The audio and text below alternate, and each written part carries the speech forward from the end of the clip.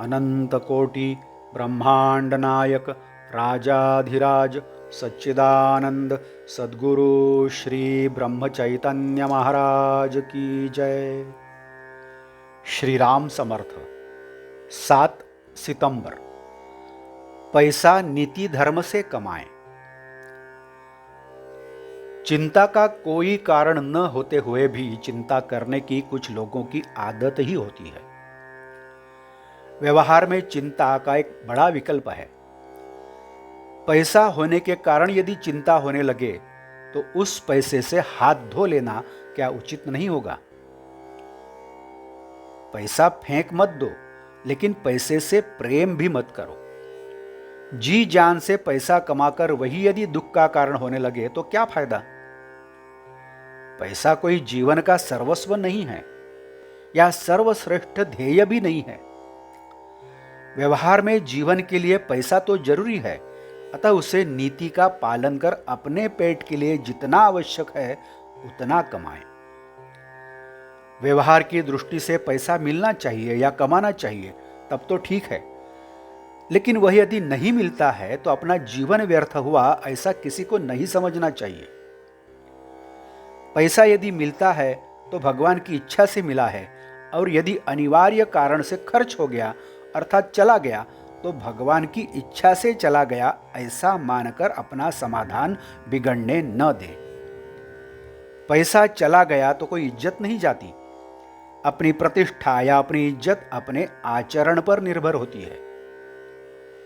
ऐसी कहावत है कि पैसा पर्याप्त होकर बचेगा इतना कमाइए, लेकिन संसार में हम क्या अनुभव करते हैं? जीवन में पैसा हमें गाड़ता है और पैसे का भूत हम पर सवार होता है। यह कोई पैसा पर्याप्त होकर बचना नहीं है। इसके विपरीत हम उसे गाड़कर उस पर सवार हो जाएं और उसके सीने पर नाचें। मनुष्य हमेशा कहता है कि मुझे अपने बाल बच्चों के लिए कुछ पैसों की व्यवस्था करके रखनी चाहिए। मैं क्या आज हूं कल नहीं। किंतु हम जैसे निश्चित रूप से नहीं होंगे, वैसे अपने बाल बच्चों का भी क्या भरोसा है? यह बात मनुष्य के ध्यान में ही नहीं आती।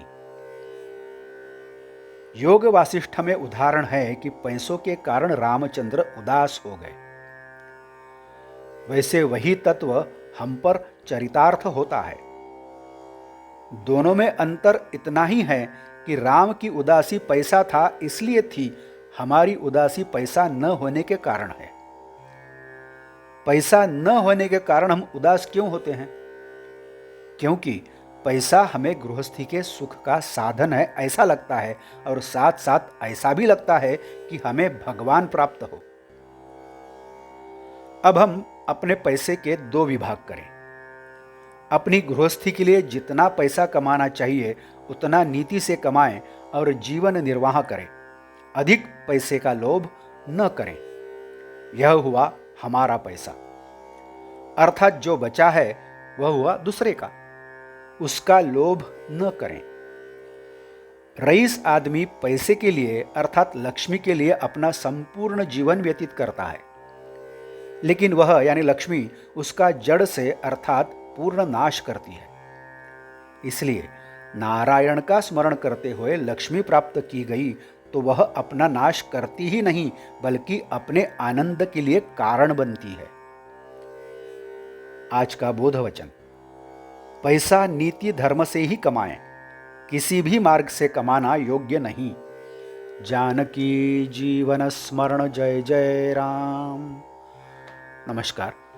यदि आप इस चैनल के लिए नए हैं तो कृपया सब्सक्राइब करिए।